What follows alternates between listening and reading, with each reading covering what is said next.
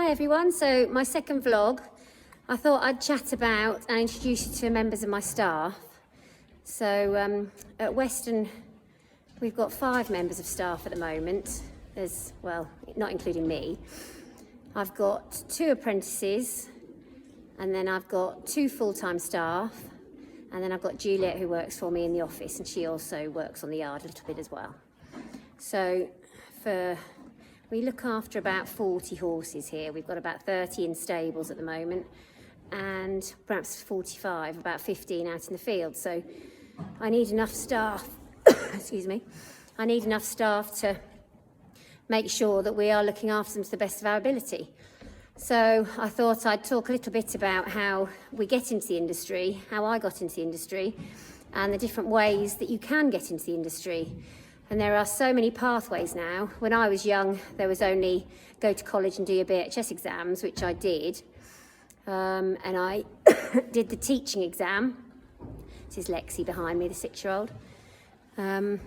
So I did the VHS stages and teaching exam at King's Lynn College. But really then, there was not a lot for me. I've just given them parsnips, so that's what he's trying to look for.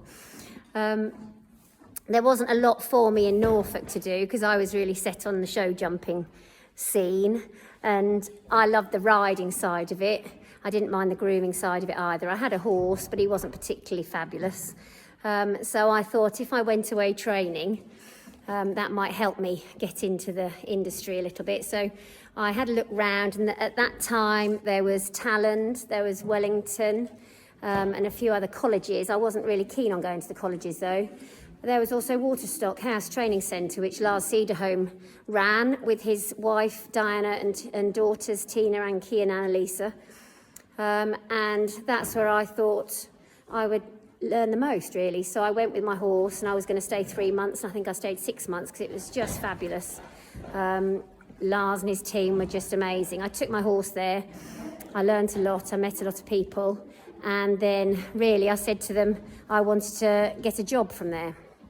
So I left my horse there as a training horse, and I took a job with James Fisher, who at that time was jumping in Nations Cups and had a really good selection of horses. And I went really to sort of help on the yard and ride the novice horses because I really wanted to ride the horses. So that started me off on a trip of sitting on some super horses. And once you sit on the nice horses, you realise that's where you want to be, really. So I would jump some of the novice horses in the ring. I would look after the yard while they went away abroad. It was hard work, a lot of 7 days a week job. But I stayed there for 4 years, so it couldn't have been that bad. I absolutely loved it. It was a great way to start. And like I said, it sent me on the path of being able to sit on a nice horse and know it was a nice horse. So then I did fancy doing a stint in America, so I did the Wellington trip. So I did find myself a job out in the Florida Sunshine Tour. It wasn't sunshiny when I went, El Nino hit. So it wasn't the hottest when I was there.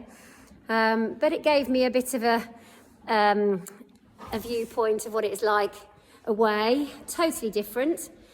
And then I came back and I worked for Claire and Duncan Ingalls, and that's where I met my horse of a lifetime, My Life, who's bred me the 3 foals, jumped everywhere.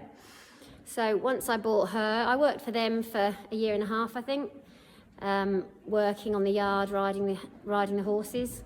And then I worked for Stuart Harvey for a bit and took My Life there with me. So I had her on the yard as well, and obviously met a lot of nice young horses with him.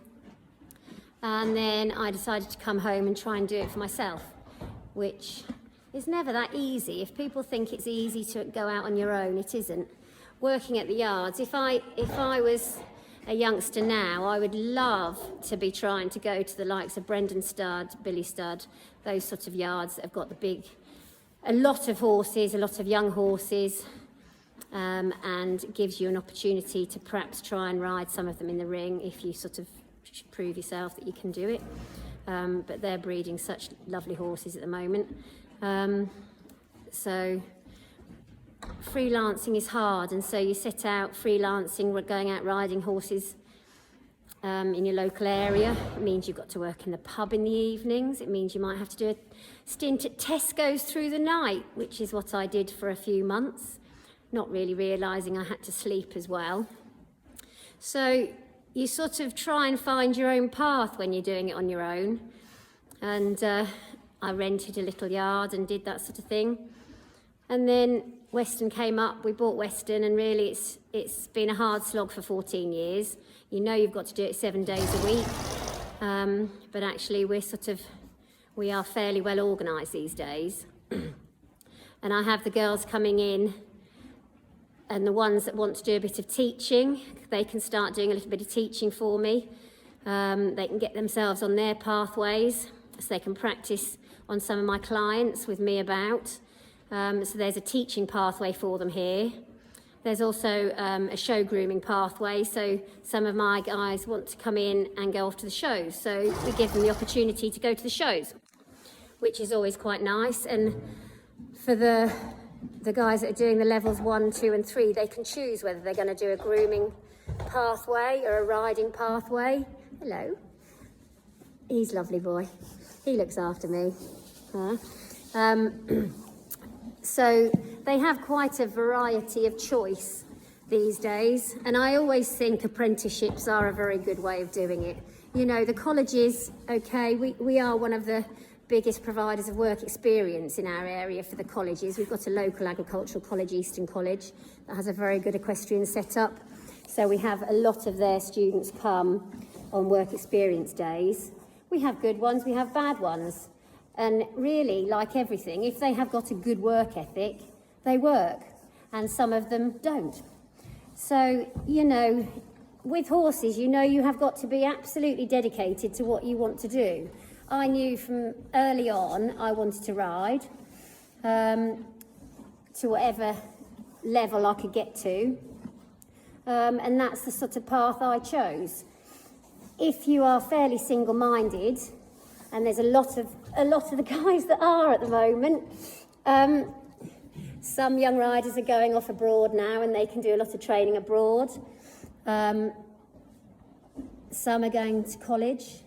I'm not sure the colleges are the way to go if you're absolutely single-minded about riding. I think show grooming you can only learn by going to yards and show grooming. Instructing, I think there's a much bigger area of trying to do the coaching these days. It doesn't have to be BHS, it could be UKCC. I'm a UKCC level 3 coach for British show jumping. I went the accredited route to start with, and then it became UKCC level 3. So, and all our associations do the same thing, eventing and dressage. They all have their own accredited trainers. So there's a wide variety of options now for people, but in the horse area you do have to be fairly single-minded about what you want to do, and you have to graft. There's no way you can do it without graft, and it is hard work. You've got to be very thick-skinned sometimes to take what comes to you. But if you are fairly single-minded and absolutely set on the course you're going to take, and you follow it, then there's lots of rewards, like being able to ride horses like this. And there's some lovely horses I've ridden over the years for when I've been riding for other people, and it just gives you that benchmark for what you're looking for. And like I say, we have a lot of work experience come to our yard for 1 day a week from the colleges, and the ones that are good, you know they're going to go on and they're going to be able to be employed in the horse area. And some of them, I have to say, I think you should try another line of work, should we say. But you'll meet my staff. I'll take you for a look around the yards, meet some of the horses, and then we will start doing a little bit of work with the horses. So hopefully this might give you an insight if you're a younger person wondering about getting into the industry. There's lots of different ways to do it. You've got lots of different options these days. And it's really deciding the path you want to take. and setting your sights high. Make sure that you don't go thinking that you're going to be top rider on the yard and you're not going to have to muck out 10 stables a day. Make sure you muck in, you muck out, you get your hands dirty, and then you will be rewarded at some stage. Okay, bye for now. Okay, so another meet and greet. Here's two of my girls here. So we've got, where are you? We've got Imola and we've got Simone. So Imola, she has done, what did you do farrier-wise? I've done my pre-farrier, so the course before being a farrier apprentice at college. So I've also got my level 2 in horse care and I think it's a City and Guilds forging certificate, so I could sort of go into blacksmithing as well if I wanted to. So she'd quite like to do that, but fortunately we've got her. And she's very good on the yard. She's very good at holding the naughty horses for farriers and things like that. And she also owns one of our fabulous riding school horses, Betty. So you'll meet Betty at some stage as well. So at some stage I think Imola might like to go back into farrier. She'd like an apprenticeship if anyone was out there, but then I don't want to lose her. So, I'd rather no one offered it to her. And then we've got Simone stuffing hay nets over here as well. Simone, so tell us about you. What have you done? I've got my level 2 and level 3 horse care management, and I want to become a riding instructor and will hopefully be doing that this year. Yeah, so Simone's doing a couple of little lessons when we can, just to keep her hand in. So you can see they've all sort of gone through a few apprenticeship systems and things, and we have got 2 apprentices here, so we'll talk about that as well. That's something that we feel quite strongly about, that we support the apprentices, and people get their certificates when they can. Obviously, what's it like at the moment, girls? Are you enjoying life? Loving it. Loving the rain. What's the mud like? Oh, it's beautiful. Lovely. Imola, what boots have you got on today?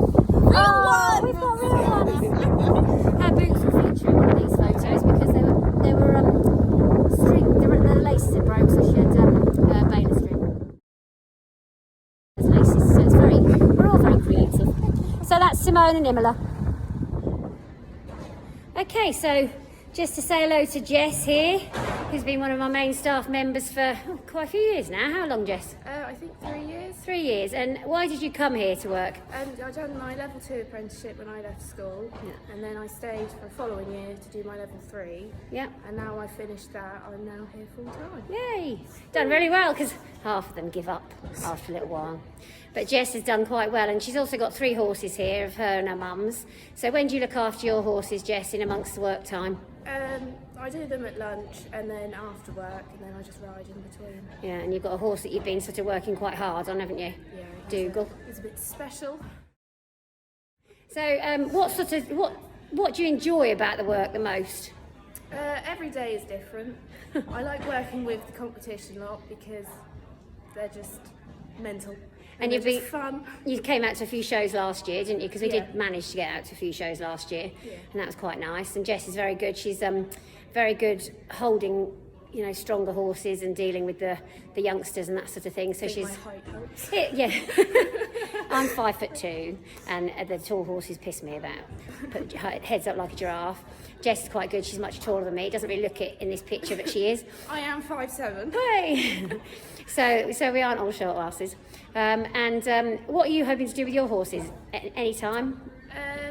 Eventually start getting Dougal out Yeah. and going, and then start taking Nelly out cross country. But Dougal's taking a lot of my time up at the minute. It's all about perseverance, and if you don't get it right straight away, you have to put a bit of time and effort in. And sometimes the ones you take the time and effort to do are the best ones after all. Trust me, I've been there. She lands on the floor quite a few times because he spins very well. But anyway, thanks for that, Jess. And that's another member of the team. So hopefully you're getting to know us all a bit now.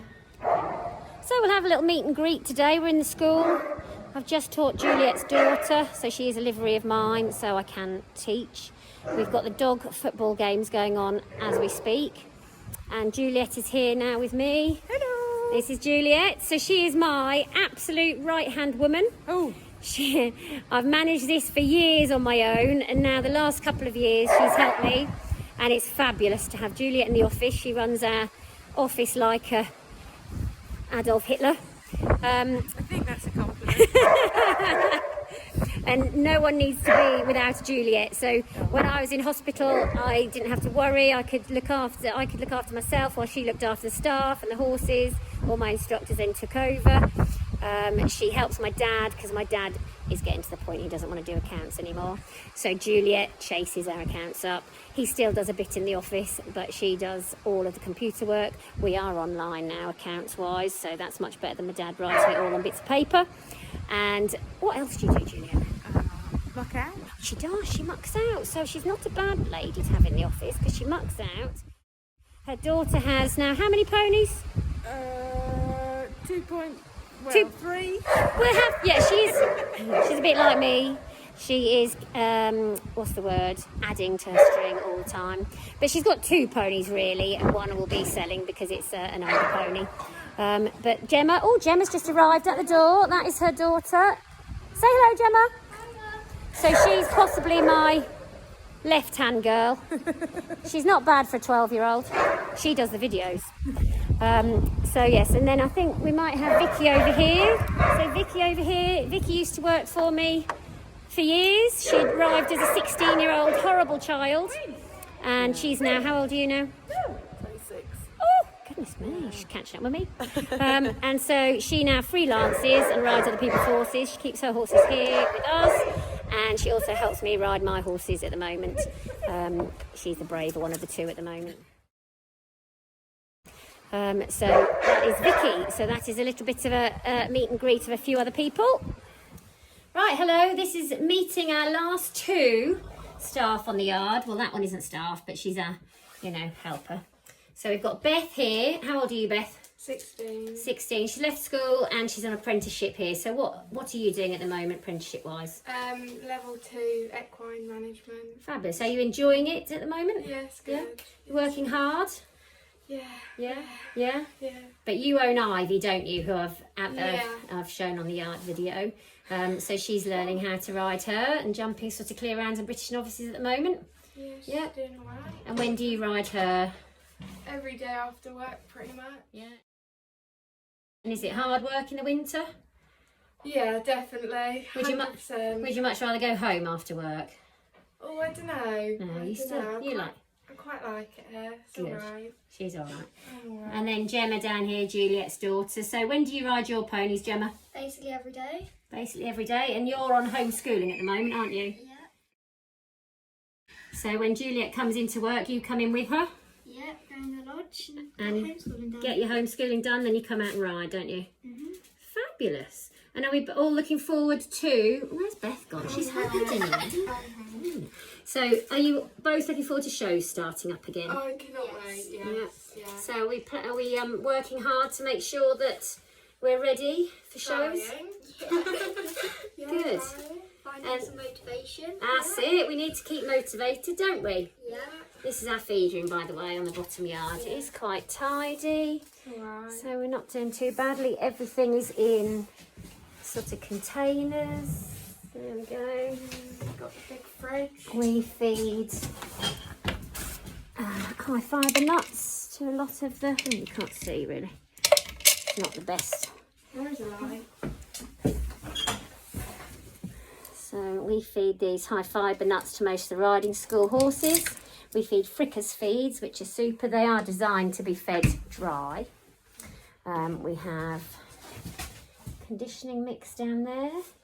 Have we got any of the small? We've got some sugar beets. So some of the slimmer ones get the sugar beet, wherever that is, there. Have we got any of the smaller pellets down here? Yeah, we've got some baseline. So we have baseline pellets.